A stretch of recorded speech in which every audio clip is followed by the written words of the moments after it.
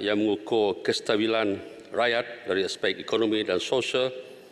Kita juga ada indeks Malaysia Negara Rahmah, dan saya pun telah diberi talimat semalam yang dihasilkan oleh IKRAM untuk mengukur pencapaian semasa sesebuah negara ke arah menjadi sebuah negara ramah pada tahun 2035. Ada 12 ciri rahmah yang diukur dalam kajian ini. Dari segi kepimpinan, sistem pemerintahan, tabiat dan sebagainya. Ada 12 ya. Jadi dari indeks-indeks ini hasil ia adalah semuanya ada kaitan dengan tahap kesejahteraan dan perpaduan negara kita, di mana masing-masing menunjukkan kesatuan antara kaum dan negara kita kepada kita berada pada tahap yang baik. Maka usaha berterusan perlu diadakan bagi memastikan perpaduan yang ada yang terus kekal dan terpelihara. Yang Muhammad. Alright. Isu perpaduan ini saya amat tertarik. Kerana daripada permulaan sesi parlimen kali ini, saya telah menekankan perkara perpaduan dalam ucapan-ucapan saya. Soalan saya kepada Yang Berhormat, sebagai wakil rakyat yang mementingkan perpaduan, adakah wajarnya seseorang wakil rakyat melibatkan diri dalam apa-apa aktiviti ataupun perarakan yang boleh menggugat perpaduan negara? Soalan saya, apakah saranan Yang Berhormat sebagai seorang menteri, patutkah perkara itu dilakukan oleh seorang wakil rakyat, terutamanya apabila ia boleh menggugat perpaduan rakyat berbilang bangsa di negara ini? Terima kasih. Yang Berhormat, sepatutnya tak bolehlah. Because as a leader kita, we should set example, teladan yang bagus dan mempamerkan kesejahteraan kepada rakyat. Tuan Yang Bertua, itu sajalah jawapan saya kepada soalan-soalan yang telah dibangkitkan. Menteri, ya. Saya nak tanya, Happy Index, indeks kesejahteraan dan IPNAS itu, adakah ukuran itu dibuat setiap negeri, termasuk Sabah dan Sarawak? Ya, memang dia dibuat semua setiap negeri. Agak interesting kalau kita melihat indeks happiness. Indeks happiness by negeri, by area. Di indeks telah yang terkeluar adalah Labuan adalah the happiest negeri di negara kita. Dengan indeks almost 1.0 from 0 to 1. Ya. Jadi itu adalah happiness index. Kesejahteraan dia. Saya satu soalan lagi. Memandangkan ada masa, satu soalan. Atas isu yang penting, tentang kita kembali kepada isu yang telah saya bangkitkan, iaitu isu perpaduan. Timbalan Speaker juga merupakan seorang anggota polis yang saya percaya telah dalam kerjaya beliau melaksanakan tugas untuk memastikan perpaduan di negara kita sentiasa terjamin. Jadi saya utarakan soalan ini sekarang. Perhimpunan himpit yang diadakan baru-baru ini, saya nak tanya, apa pendapat Yang Berhormat tentang perhimpunan tersebut? Adakah ianya sepatutnya diadakan ataupun tidak? Dan apakah kesannya kepada perpaduan di negara kita? Terima kasih.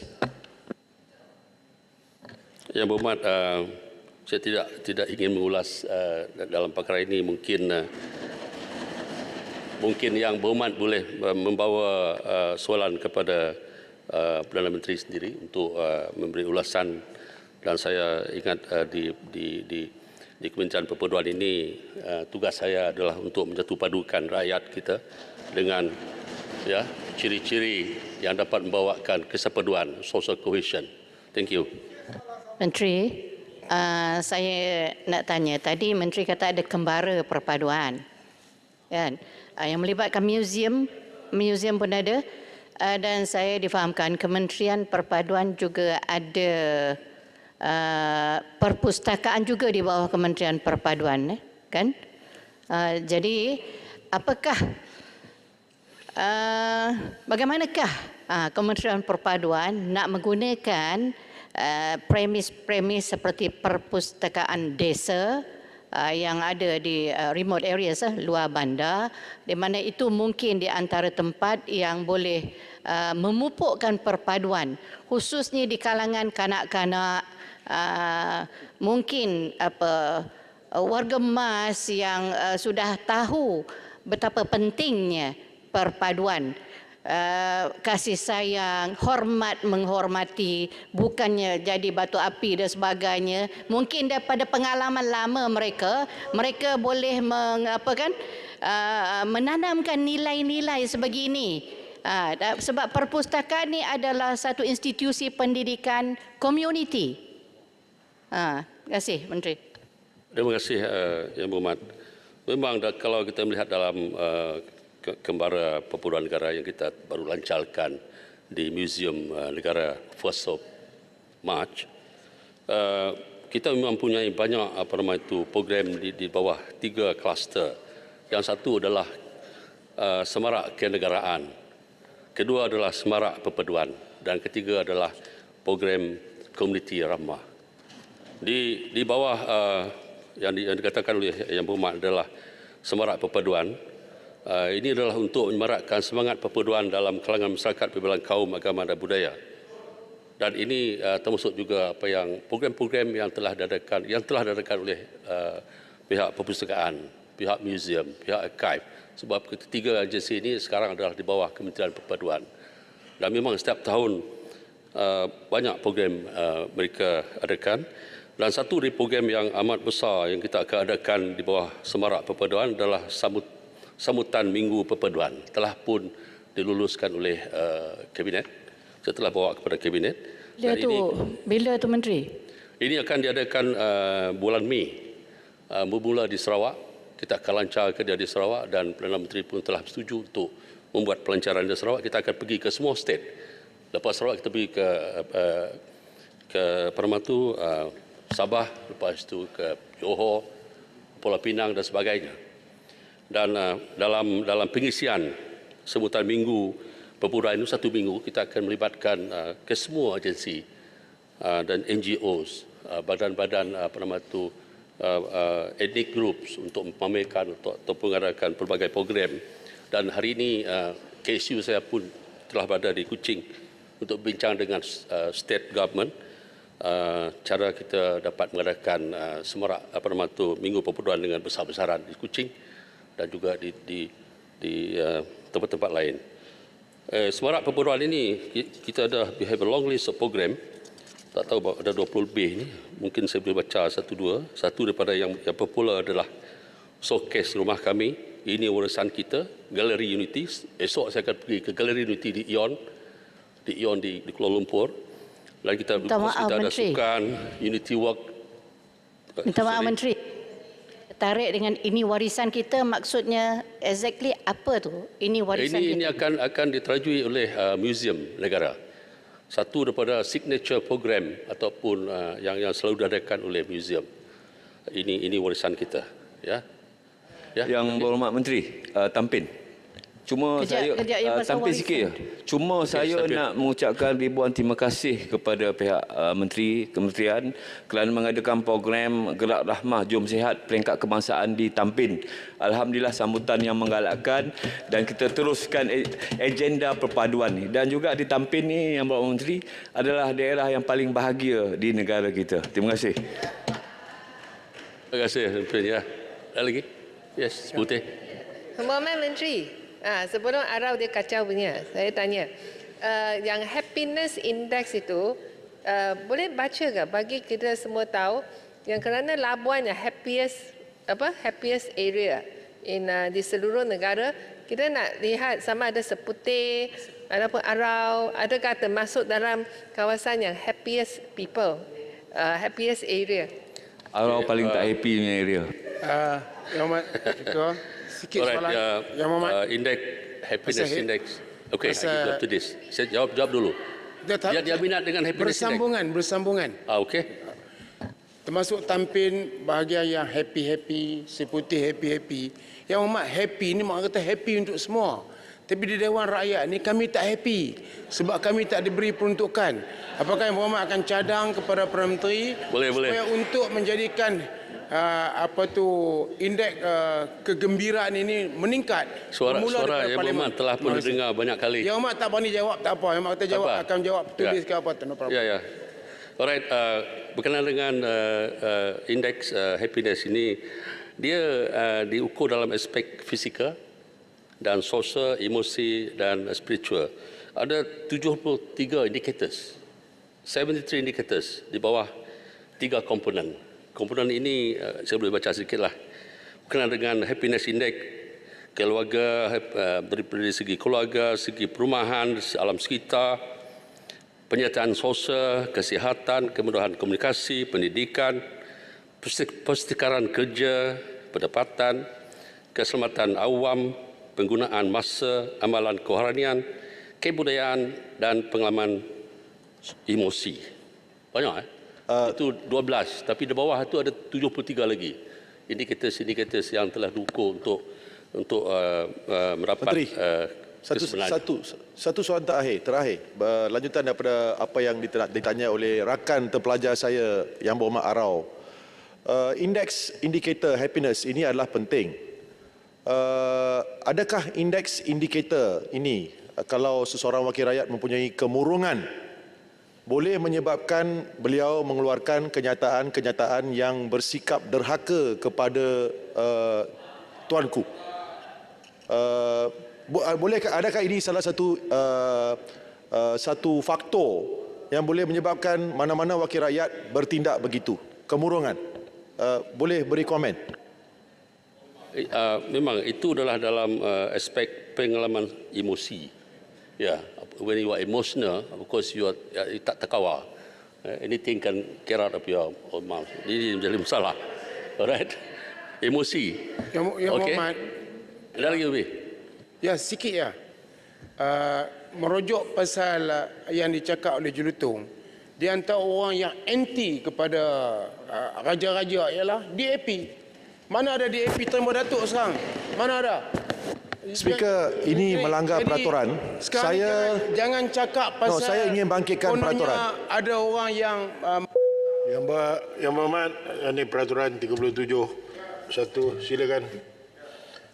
Petang-petang ni pun buat hal.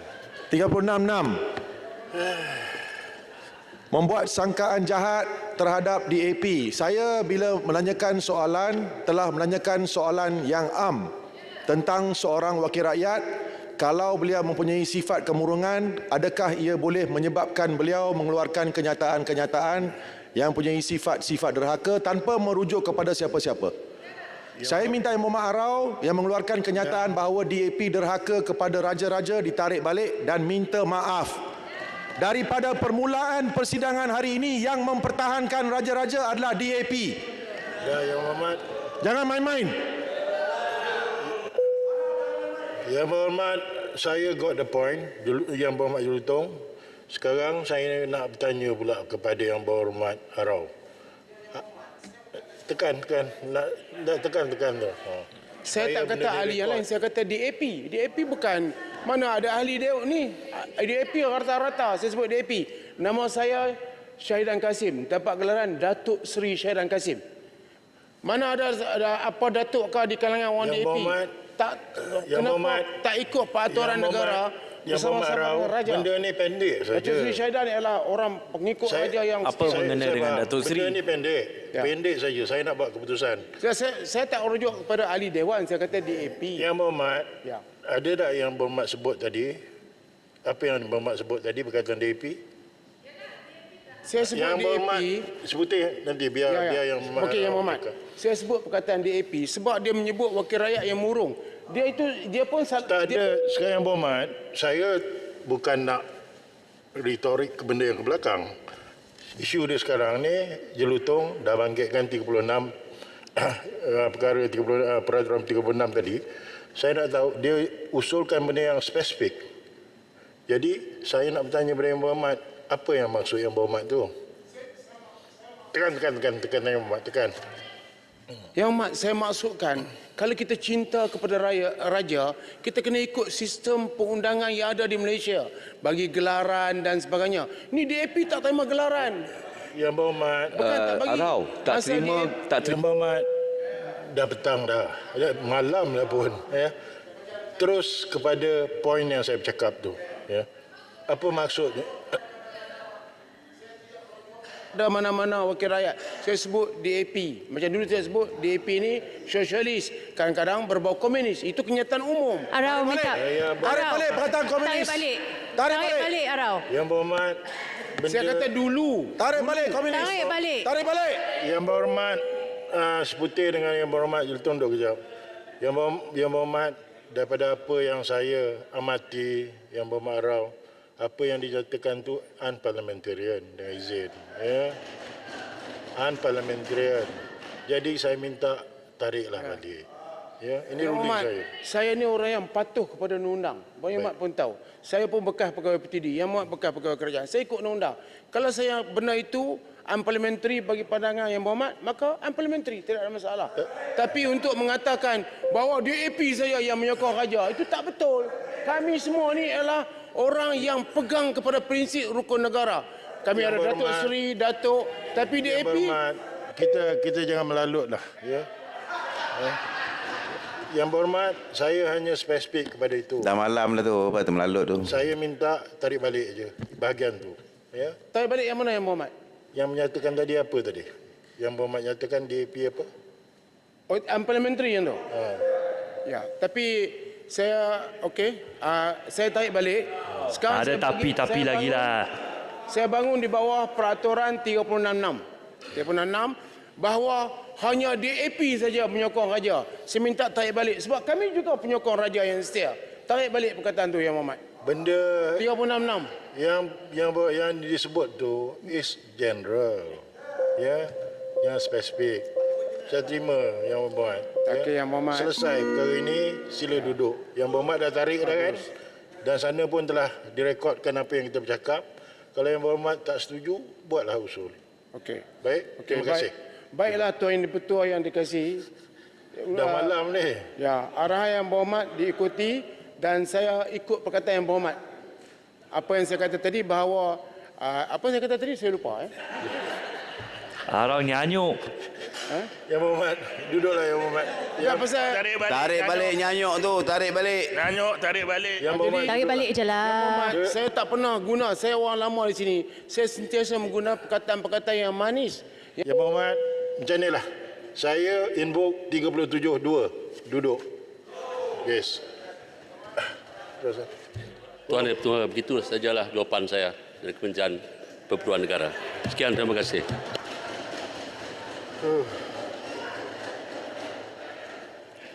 Telah berakhir ucapan jawapan daripada Menteri Perpaduan.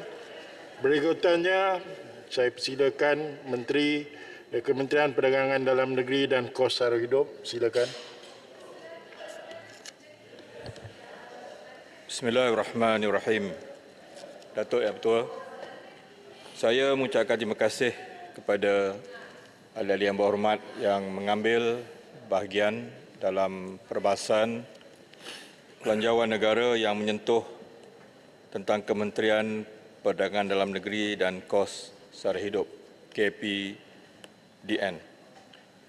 Saya mula dengan menyentuh yang berhormat yang masih lagi bercakap ataupun berbahas tentang inisiatif payung ramah ini daripada Marang, YB Besut, YB Gua Munsang dan juga yang berhormat daripada Seri Aman. Betul-betul, saya tak nak panjanglah menu ramah ini sebab telah saya ulas secara tuntas dalam perbahasan titah diraja yang lalu. Dan di sepanjang sebulan ini, alhamdulillah setakat ini ada 1,193 premis dari rakyat yang menjual di bawah pokok sehinggalah kepada gerai-gerai, restoran dan juga outlets di tempat-tempat yang mewah. Dan pada tengah hari tadi, yang terakhir saya telah setakat tadi sebuah pusat makanan segera iaitu McDonald's juga telah menawarkan menu ramah ini, yang mana mereka mempunyai lebih kurang 380 premis seluruh negara. Dan juga nama-nama yang besar seperti Burger King, McDonald's, KFC akan lancar awal Ramadan ini. Kemudian Mary Brown, Old Town White Coffee dan kios-kios di sepanjang R&R Utara Selatan pun telah menawarkan menu ramah ini. Di samping saya juga telah mendapati bahawa jualan ramah juga telah hampir dilakukan di semua hypermarkets utama dalam negara kita seperti Econsafe, Lotus, Ion Big, NSK, KK Mart dan juga Samasum yang juga di Terengganu telah menyertai jualan ramah ini. Manakala program insya-Allah pakej ramah juga telah dapat kita adakan di mana barang-barang keperluan asas rakyat paling kurang 12 items itu dapat dibeli dengan harga yang menjimatkan dan sekiranya dihitung penjimatannya, seorang rakyat akan dapat menyimpan dan berjimat antara RM20 hingga RM24 sekali berbelanja. Ini sudah barang pasti dapat membantu rakyat dalam mendepani kos sara hidup yang semakin mencabar. InsyaAllah, Datuk Yang Bertua, selepas Hari Raya Puasa ini, Kafe Rahmah juga akan dapat bertapak di IPTA kita yang kita cadangkan akan dapat diadakan di Lembah Kelang ini. InsyaAllah. Saya pergi pula kepada YB Tenggara.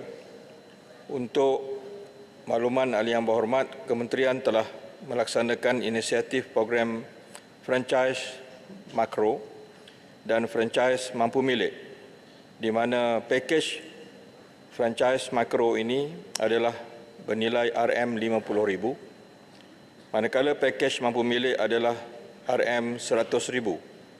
Inisiatif ini adalah bertujuan meningkatkan penyertaan golongan B40 dan M40 dalam dunia perniagaan selain memberi peluang kepada penambahan pendapatan rakyat. Saya juga menyuruh rakyat Malaysia dan meminta ahli-ahli yang berhormat supaya dapat menggalakkan anak-anak buah di kawasan masing-masing untuk memberi pertimbangan dan keutamaan kepada perniagaan franchise sebagai sumber pekerjaan dan sumber pendapatan baru, yang mana industri franchise ini mempunyai potensi besar untuk berkembang. Dan kita juga telah facilitate beberapa pemain-pemain franchise ini untuk membuka bisnes mereka di luar negara, di antaranya di Australia, di Turki dan juga di United Kingdom, dan banyak lagi tempat-tempat yang kerajaan melalui KPDN akan membantu supaya mereka menjadi usahawan yang berjaya. Port Dickson telah banyak memberikan pandangan-pandangan tentang bagaimana corak perbelanjaan pengguna, dan saya rasa Port Dickson, yang berhormat Port Dickson ini yang juga sebagai Menteri Besar Negeri Sembilan, beliau arif tentang supply chain, tentang the whole value chain, yang beliau hanya memberikan beberapa pandangan yang konstruktif supaya kita bersama-sama dapat mendidik rakyat untuk menjadi pengguna yang bijak. Di samping kerajaan terus berusaha untuk memberikan yang terbaik, di samping kita juga akan menggunakan keseluruhan peruntukan dalam belanjawan. Sebagai contoh, dalam bakul rahmah saja, di setiap kementerian kerajaan memperuntukkan hampir 8 bilion ringgit Malaysia. Dalam Kementerian KPDN, kita mendapat lebih kurang 100 juta untuk melancarkan jualan rahmah di seluruh kawasan parlimen, dan ini akan kita adakan libat urus dengan semua ahli parlimen tanpa mengira daripada parti mana, dan juga IPR yang diperuntukkan walaupun di bawah Kementerian Ekonomi, tetapi usaha untuk kita memberikan pendapatan kepada golongan miskin tegar ini adalah perlu. Di samping kita memberikan ikan, kita juga harus memberikan mereka pancing supaya satu hari besok kita dapat insya-Allah golongan miskin tegar ini dapat menikmati pendapatan dan mereka tidak selama-lamanya hidup dalam kumpulan miskin tegar.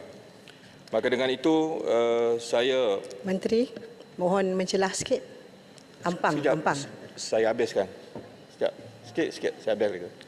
Dalam kita menyahut apa yang dicadangkan oleh Yang Berhormat Port Dickson ini, saya mengharapkan semua inisiatif ini akan dapat kita lakukan dengan kolaborasi juga dengan beberapa kementerian-kementerian yang lain. Kita harus sedar dengan izin the whole nation approach ini sangat perlu, Datuk Yang Pertua, supaya kita tidak lagi dalam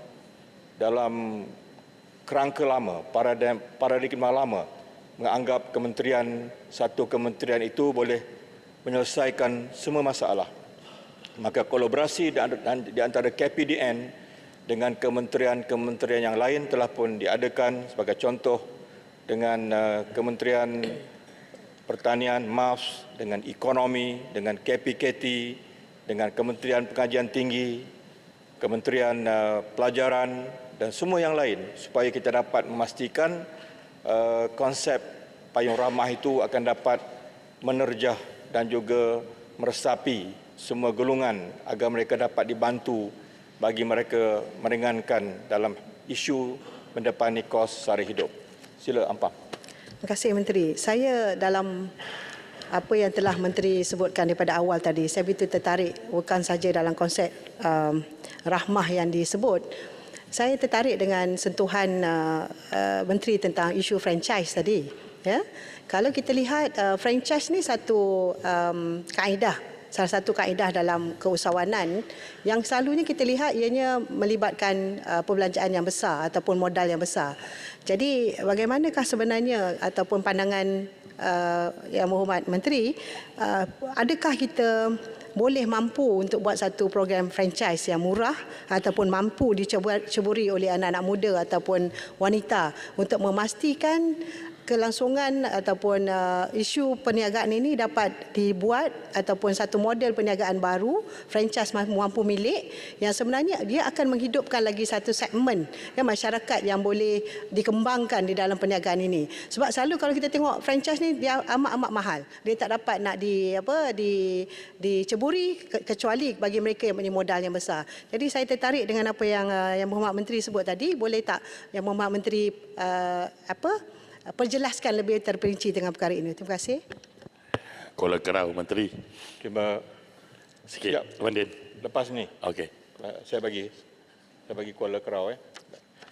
Terima kasih Yang Berhormat Ampang yang ingin saya menjelaskan dengan lebih jelas tentang program franchise ini. Sememangnya saya faham untuk kita turut serta dalam franchise yang telah orang kata establish. Ya. Banyak dalam negara kita ini, Starbucks, mungkin Coffee Bean, ialah KFC dan seumpamanya itu. Itu adalah memerlukan kepada usahawan yang mungkin telah ada pengalaman dan kemudian ada rekod perniagaan yang baik, boleh meyakinkan bank-bank untuk mereka membuat pinjaman. Tetapi apa yang di bawah segmen mendaya upaya di bawah kementerian ini, di samping inisiatif payung ramah tadi, itu kita lebih kepada membantu, help. Tapi kepada empowering ini, memang YB Ampang, kita memperuntukkan untuk franchise mikro ini grant sebanyak RM50,000 untuk kita train mereka. Tapi kita tak bagi begitu saja.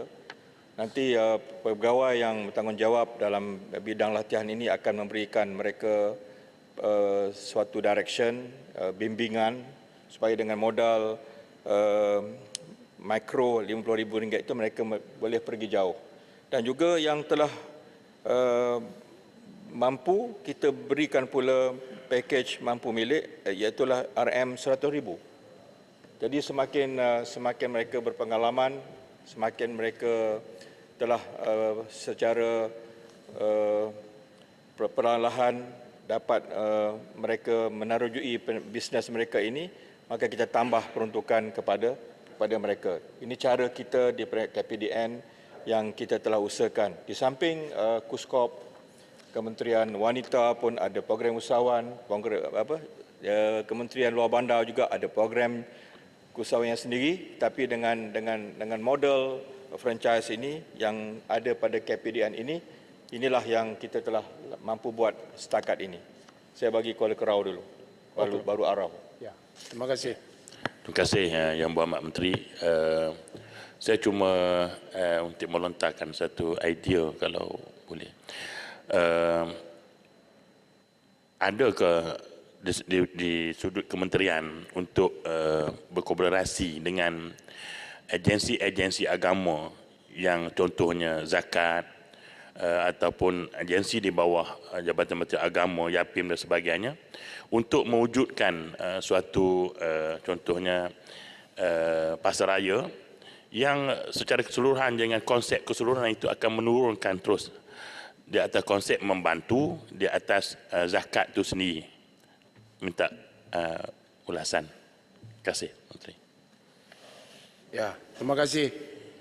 Jawapan Yang Berhormat itu membolehkan Kementerian Yang Berhormat kami tak akan cadang potong RM10 sebab Yang Berhormat telah bagi jawapan yang cukup baik. Tapi beberapa kementerian saya nak isytiharkan saya akan potong RM10, akan bawa usul. Sebab jawab di Parlimen kelang kabut. Ya. Jadi Yang Berhormat, sekarang ni franchise ni mengikut mereka yang daftar kat Kementerian Yang Berhormat. Saya tengok ada beberapa perniagaan yang sewajarnya dijadikan franchise tapi dia orang tak datang jumpa kementerian. Dia berniaga sama dia. Satu, peniaga runcit Aceh. Ya, yang terkenal, semua orang tahu. Yang kedua, peniaga runcit India. Ini warga India. Dia rata-rata. Jadi kalau boleh mereka ni masuk dalam sistem, dijadikan franchise, sudah pasti ianya akan berkembang lebih hebat daripada yang lain. Walaupun mereka tidak bertaraf macam 7-Eleven dan juga lain lagi, tapi perniagaan mereka luar biasa sekarang yang berlaku di peringkat seluruh negara. Pakai Muhammad bercadang supaya mereka ini masuk dalam senarai franchise dan lebih ramai rakyat akan mendapat franchise yang lebih baik. Yang Berhormat rakan saya Kuala Kerau, kalau perhatikan jawapan saya pada hari Isnin yang lepas, saya telah pun melontarkan supaya ada satu, kalau tidak hypermarket pun, satu supermarket untuk B40. Supaya ini pengalaman di luar negara yang telah saya telaah di United States of America dan juga di United Kingdom, di mana ada supermarket yang untuk B40. Dan saya belajar di situ sebab sebenarnya barang-barang dalam dunia ini yang mahal adalah jenama. Jenama tu yang mahal, ya. Macam dalam parlimen ni arau, macam tu orang boleh kenal arau tu kan. Sebagai contohlah, ya. Jadi yang pentingnya bagi saya adalah bagaimana konsep itu boleh kita laksanakan.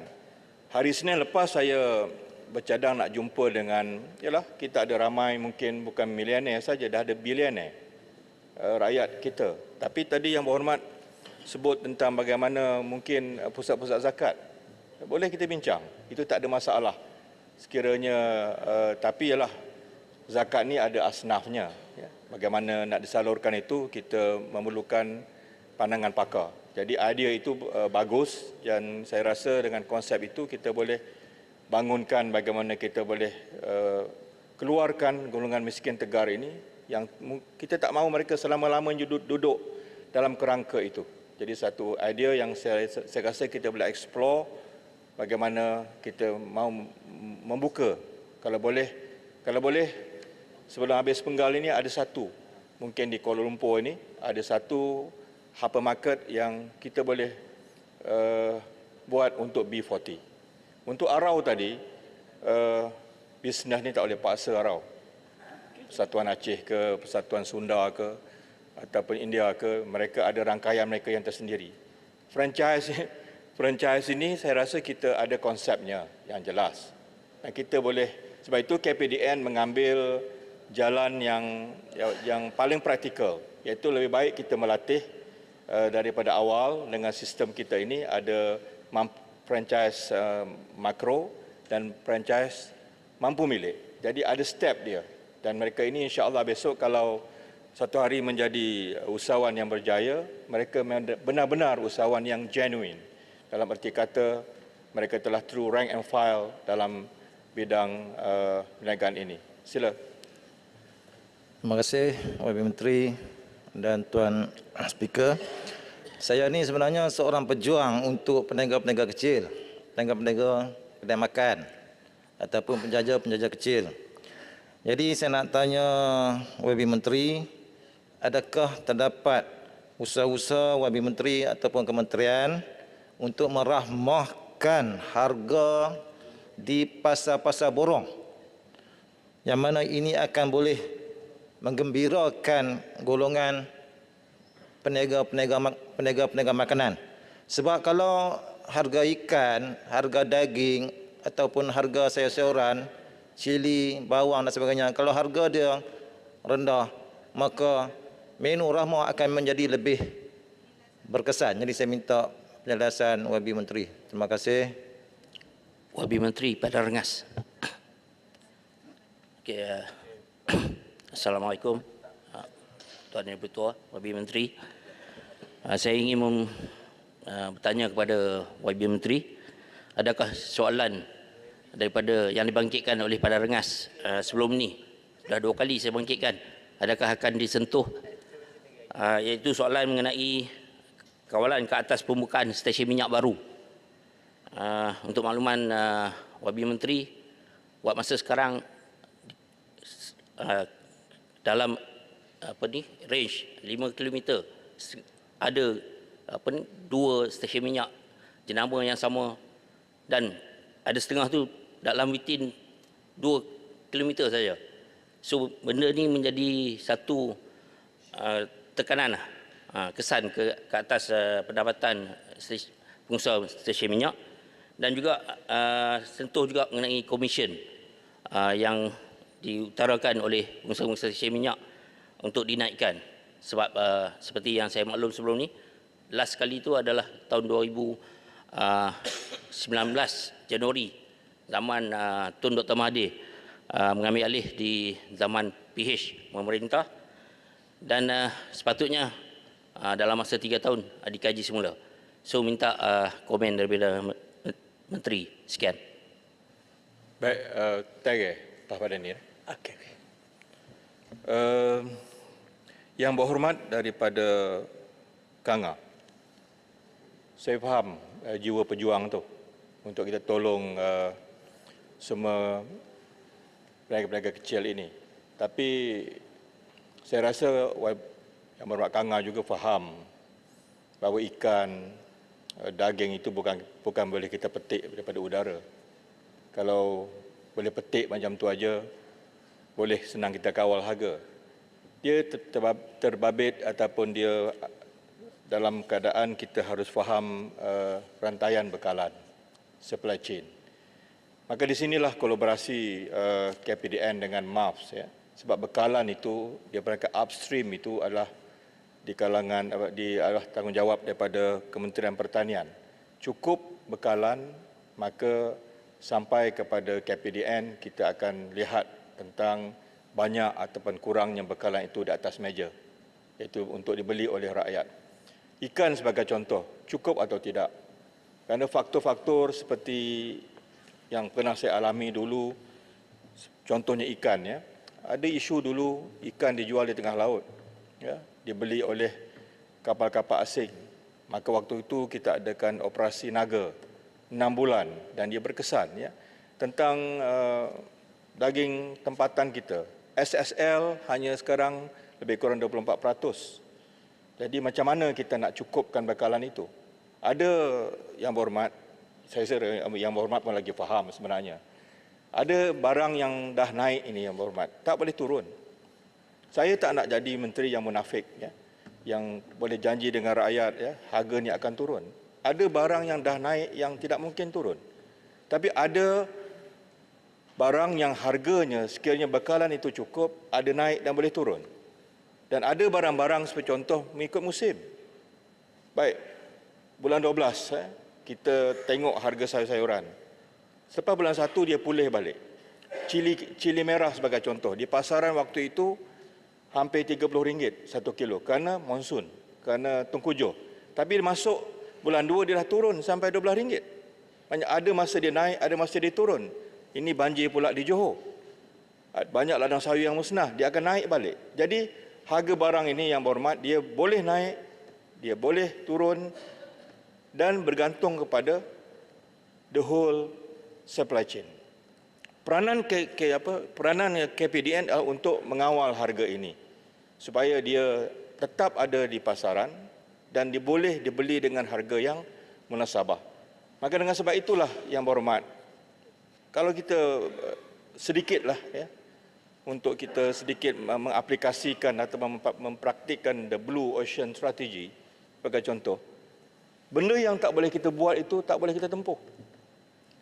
Contohnya, ada barang yang kita rasa tak boleh turun, kita panggil penguat kuasa, pergi cek, paksa dia turun, tidak boleh. Kerana kita free market. Kita hentak kepala kita di dinding sampai berdarah, maknanya harga pun tak boleh turun. Jadi, KPDN mengambil suatu pendekatan dengan jualan rahmah. Kita package rahmah. So, kita engage.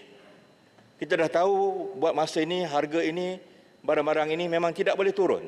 Contohnya ayam pada masa satu ketika. Zaman saya menjadi Menteri Pertanian dulu, harganya lebih kurang RM7.90. Kemudian selepas COVID, letakkan shilling, dia ada RM9.40. Di sana mungkin harga ayam itu beza RM1 lebih. Bagaimana kita nak atasi rakyat untuk boleh merasakan kenaikan itu mereka boleh tampung? Maka KPDN mengadakan libat urus, kita adakan jualan rahmah, di mana ada lebih kurang 20 barang asas yang boleh dibeli di pasar-pasar raya tertentu yang saya dah sebut tadi, penjimatannya antara RM20 hingga RM24. Jadi dia jimat bila memberikan barang asas itu boleh menampung kenaikan harga RM1 pada ayam contohnya. Jadi itu cara, Yang Berhormat, kita cuba atasi perkara ini dengan kita terus melihat tentang rantaian bekalan itu. Kalau dia sempurna, kalau dia cukup, dia cukuplah. MAF telah memberikan jaminan sebagai contoh, dalam masa beberapa bulan lagi keseluruhan bekalan telur akan cukup. Itu adalah satu fakta ataupun laporan yang telah kita dapat daripada MAF. Ayam sebagai contoh telah hampir sepenuhnya pulih. Kecuali kalau ada berlaku sesama burung yang mungkin akan mengganggu balik supply chain itu. Untuk menjawab minta laluan sikit boleh. Arau ke tadi? Pada rengas tadi tentang komision minyak ataupun destinasi ataupun jarak antara kilometer, ada jawapan yang telah saya susun, ya. InsyaAllah saya akan datang pada rengas, ya, insyaAllah. Ya. Ke kanda saya bagi janji dah tak boleh. Ketari dulu. Okey, silakan. Takut dia tembak ambon. Sorry kalah. Tak ya? Assalamualaikum. Terima kasih Timbalan Yang Dipertua. Terima kasih Yang Berhormat Menteri. Saya cuma nak minta pandangan lah, komen lah sikit. Ini berkenaan dengan kedai runcit yang diusahakan oleh masyarakat Pakistan. Kalau pergi di Kelantan sekarang ni, terutama di kawasan Ketereh, kedai runcit tu dikuasai oleh Pakistan, orang Pakistan. Jadi kalau pergi dah 200 meter ada, 300 meter ada kedai runcit tu. Saya bertanya pada dia, macam mana boleh usahakan kedai runcit ni? Kerana bila orang Melayu nak buka kedai runcit, memang kalah dengan Pakistan ni. Jadi saya tak tahu aktiviti apa dia buat, tetapi dia ni kahwin dengan orang tua untuk mendapatkan apa ni penduduk tetap. Dia kahwin dengan orang tua. Setengah tu kahwin dengan orang umur 70. Perempuan umur 70, lelaki Pakistan ni umur baru 30. Kadang-kadang 20 lebih. Jadi apabila dia kahwin, dia duduk di kedai tu. Duduk di kedai tu, dipanggil lagi kawan-kawan dia datang apa semua sekali. Jadi kalau saya fikir, macam mana dia boleh hidup macam ini? Kemudian rangkaian dia tu, saya perhati sekarang ni, sebab benda ni saya baru kesal, sebab saya baru bersara. Bila saya balik hari tu, saya tengok Pakistan ramai kat kampung. Jadi dia dah buat meniaga sampai ke dalam kampung. Dia beli kata emas. Emas tu harga kata 1,000 lah atau 500. Dia akan pergi collect dengan pekerja-pekerja di restoran ni. Terutama orang Melayu lah, orang perempuan. RM50 sebulan ke apakah. Tapi nilai dia tu jauh 2 kali ganda lagi ni, lagi besar. Jadi persoalannya sekarang ni, yang setengah tu kahwin dengan orang bacuk, pergi meniaga di Ketereh. Sepatutnya kalau ikut saya tanya immigration, macam mana dia boleh, sepatutnya di kawasan bacuk aja dia pergi. Jadi saya minta komen daripada Yang Berhormat Menteri, macam mana cara kita nak menyelesaikan masalah ni lah. Kerana peniaga runcit kita memang tak boleh buka, kalah dengan Pakistan ni. Terima kasih. Terima kasih Yang Berhormat Menteri, terima kasih betul. Saya sikit je. Saya pertama kali saya ucap tahniahlah di atas usaha kementerian, dan terima kasih dan tahniah juga kepada peniaga-peniaga yang berkorban untuk menjayakan menu rahmah yang kita tahu keuntungannya amat sedikit, tetapi demi untuk kita sama-sama membantu rakyat yang memerlukan. Isu di depan kita ialah apabila barang mentah ni mahal, termasuk juga daging yang mahal, mereka menukar dengan daging import.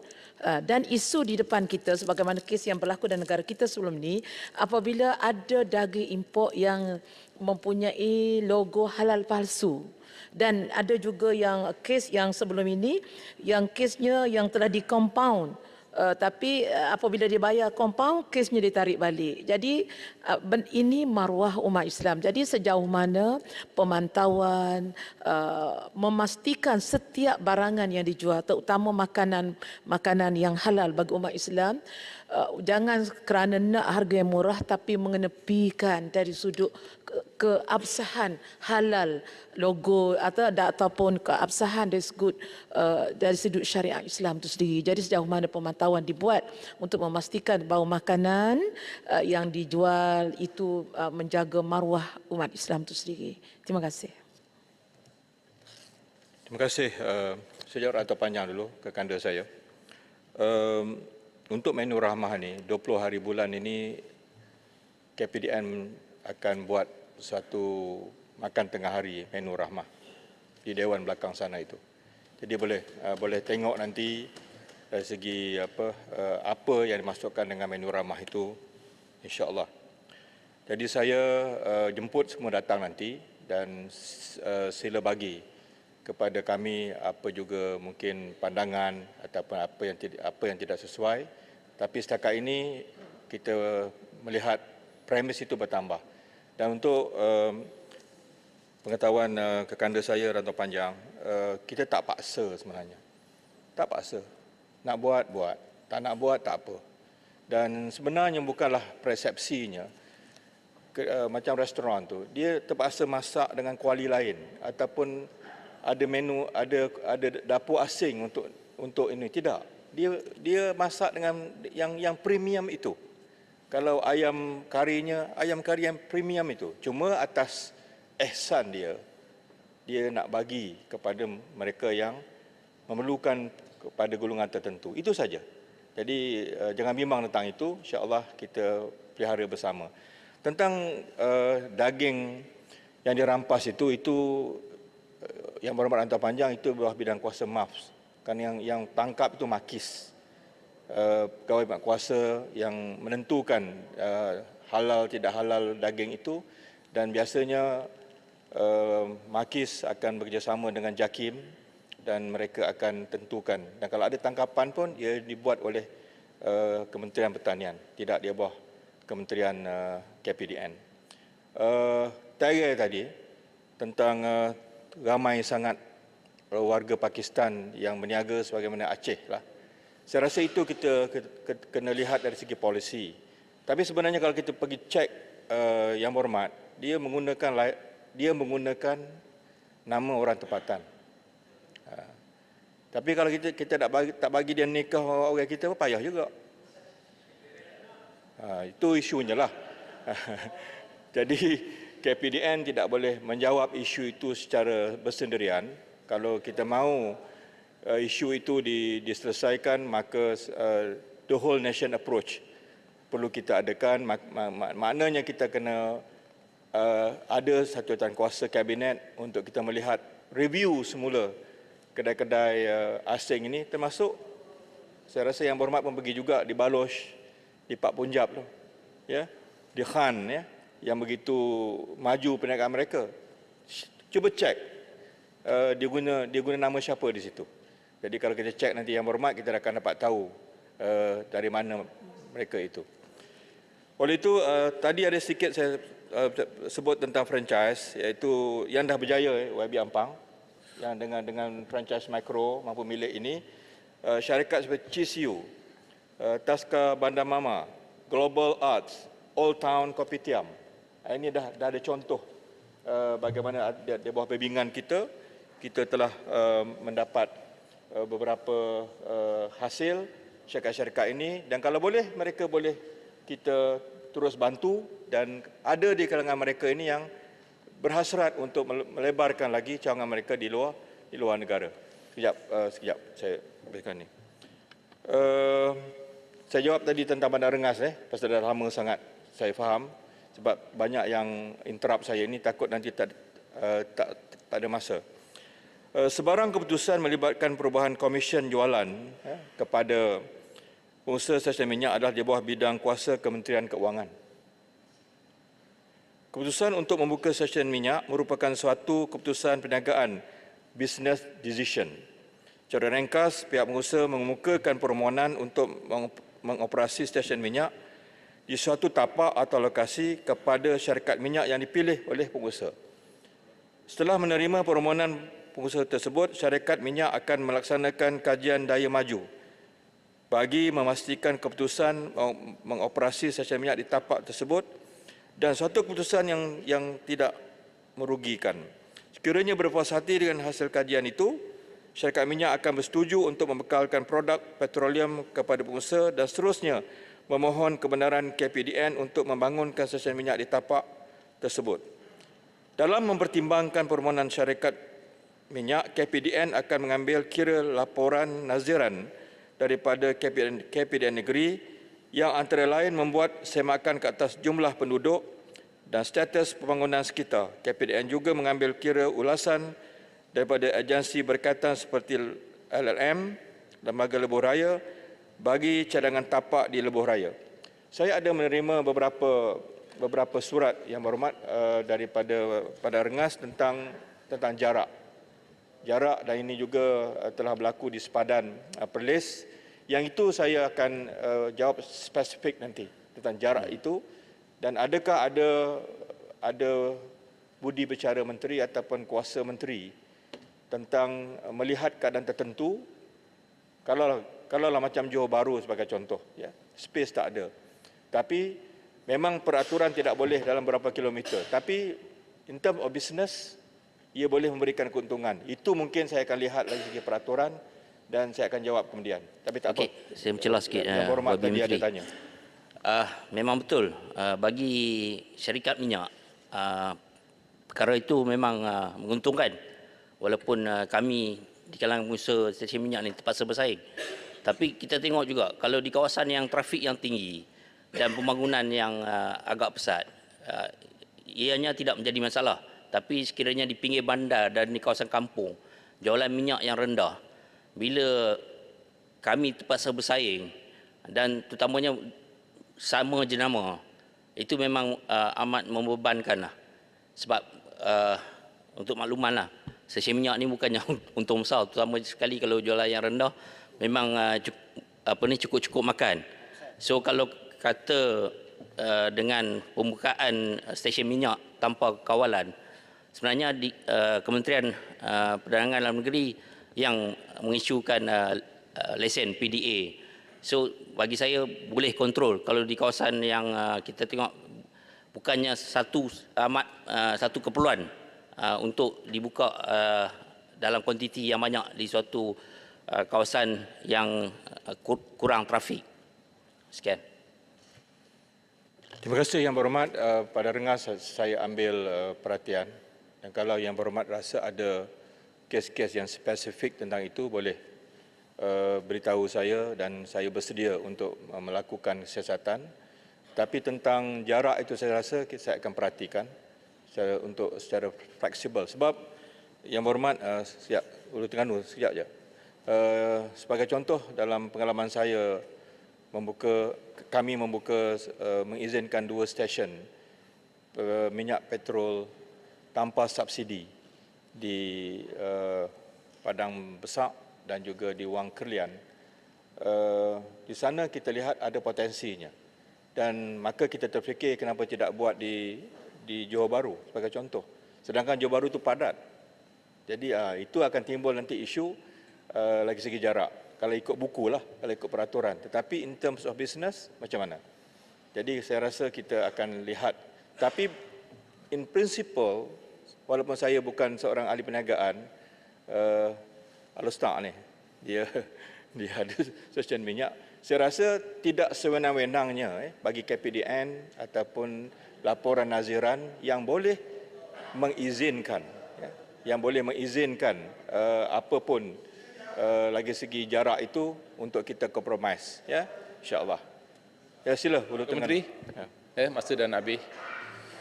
Satu saja apa yang saya bangkitkan dalam ucapan bajet saya, iaitu kenyataan Tambun berlaku ketirisan diesel sebanyak 10 bilion tahun lepas. Persoalan saya adalah betul atau tidak, ataupun tersilap kod ataupun terkhilaf dari segi data tersebut. Sebab 10 bilion ni satu jumlah yang besar setahun yang betul. Maknanya 800 juta lebih sebulan. Jadi persoalan saya bangkit dalam ucapan saya hari itu, nilai 10 bilion tersebut betul atau tidak. Itu persoalan saya. Terima kasih. Terima kasih Ulu Terengganu. Selepas saya juga mendengar isu itu, dan saya anggap itu satu tanggungjawab besar untuk saya dan rakan-rakan yang lain yang terlibat itu, akan beberapa kementerian terlibat, kita akan cuba untuk memastikan ketirisan tidak berlaku. Maka serta-merta saya telah meminta KSU, kementerian bersama dengan KSU Keuangan, kemudian kita telah minta Kementerian Pertahanan, Kementerian Dalam Negeri untuk menubuhkan satu task force untuk kita benar-benar perhatikan isu itu, dan biarlah dalam masa beberapa minggu ini 4 kementerian ini akan mengadakan mesyuarat, dan mereka telah melancarkan operasi tiris, dan saya akan teliti laporan itu nanti, dan insya-Allah kalau perlu saya akan bawa kepada Yang Berhormat laporan. Yang pertama itu. Persoalan saya adalah sebab data tersebut dikeluar daripada mulut Perdana Menteri. Jadi suatu data atau suatu kata-kata yang sepatutnya ada tanggungjawab. Jadi saya rasa suatu yang amat tidak logik apabila 10 bilion setahun bocor atau tiris. Jadi minta diperbetulkan kalau benda itu tak betul. Terima kasih.